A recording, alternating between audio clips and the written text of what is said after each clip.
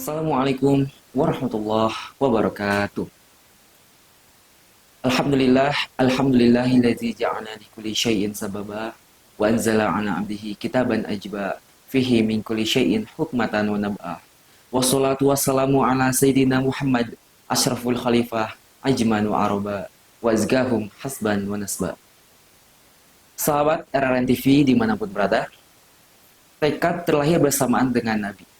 Sejak kecil, beliau selalu mengejar cita-cita dan memiliki akhlak yang terpuji. Bahkan beliau tidak ridho dengan hal-hal yang remeh-temeh.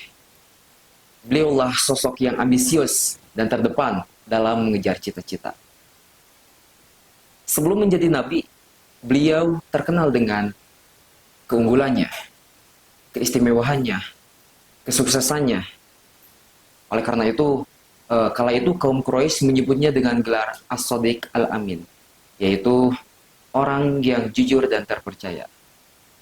Sahabat RRN TV dimanapun berada, Nabi kita, Nabi Muhammad SAW, selain memiliki akhlak yang terpuji dan jiwanya yang luhur, tahukah bahwa Nabi adalah sosok yang kaya raya dan dermawan? Dan ini memang benar-benar fakta dan menandakan bahwa beliau adalah sosok entrepreneur yang sukses dalam berbisnis. Ia menjadi pedagang sejak usia 12 tahun dan menjadi pengusaha selama 25 tahun. Hanya itu, beliau juga pandai dalam mengelola relasi bisnisnya. Ia memiliki maskapai internasional dan berdagang hingga ke berbagai mancanegara, yaitu menjangkau negeri Yaman, Syria, Busra, Irak, Yordania, Bahrain, serta beberapa kota Jazirah Arab. Sebelum menjadi nabi, beliau menikah dengan Siti Khadijah dengan menyerahkan 20 ekor unta muda yang jika dikonversikan ke mata uang kita senilai ratusan juta rupiah. Beliau juga memiliki unta perah, bahkan puluhan, dan di antara unta-untanya ada unta pilihan milik beliau, yaitu Al-Qaswa. Dan Rasul mempunyai keunikan tersendiri mengenai aset kekayaannya. Pada kondisi-kondisi lain, beliau menjadi orang kaya, dan pada kondisi-kondisi lain, beliau menjadi orang miskin.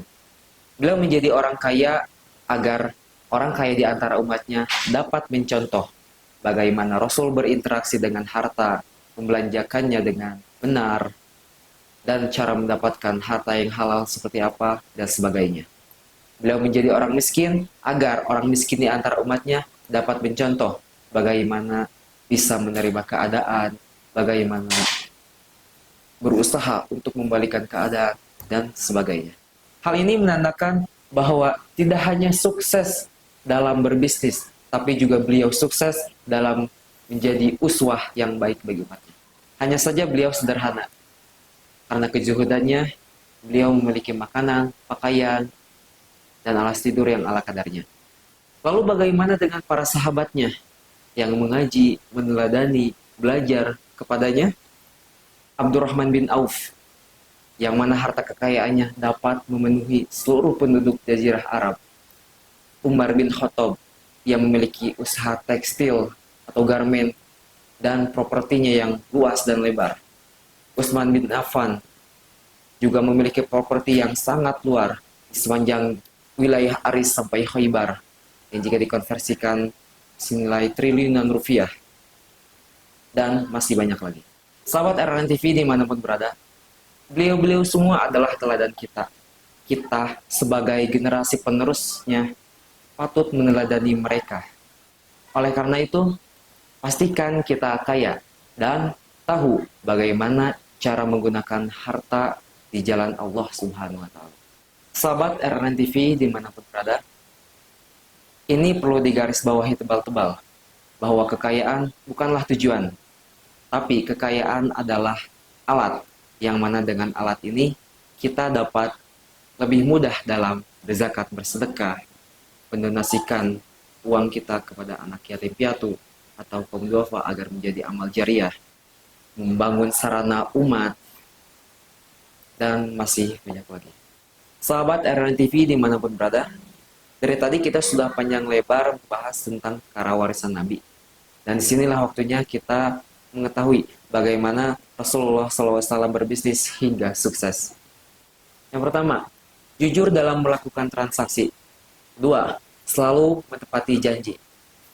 Sejak dulu, Nabi Muhammad SAW selalu menanamkan rasa jujur dan tanggung jawab yang tinggi dalam dirinya. Yang ketiga, mengelola sumber daya manusia dan sumber daya alam dengan nilai spiritual yang tinggi, yaitu dengan dilandasi dalil-dalil dari Quran dan hadis dan apa-apa yang telah diperintahkan oleh Allah Subhanahu wa taala.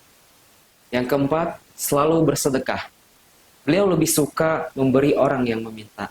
Tangannya lebih cepat daripada hembusan angin ketika memberi. Dan dikabarkan ketika beliau mendapatkan hadiah 90.000 dinar, lalu diletakkannya di atas tikar dan dibagikannya kepada seluruh penduduk Arab itu. Sahabat RRN TV dimanapun berada, tugas kita sebagai umat muslim yakni mengemban dakwah Islam hingga ke seluruh penjuru dunia. Dan kita harus rela berkorban harta, jiwa, tenaga untuk kepentingan di jalan Allah Subhanahu wa taala. Maka dari itu, mari kita gunakan harta kekayaan kita untuk keluarga, saudara, teman-teman, dan yang paling penting untuk agama. Intan surullaha yang surukum wa yusabbit aqdamakum. Jika kamu menolong agama Allah, maka Allah akan menolongmu dan meneguhkan kedudukanmu.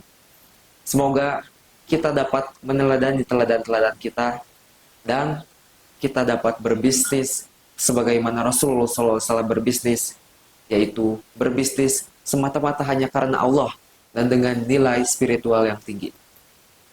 Hadanallah wa iyyakum ajma'in. Wallahul musta'an ila sabili rahman.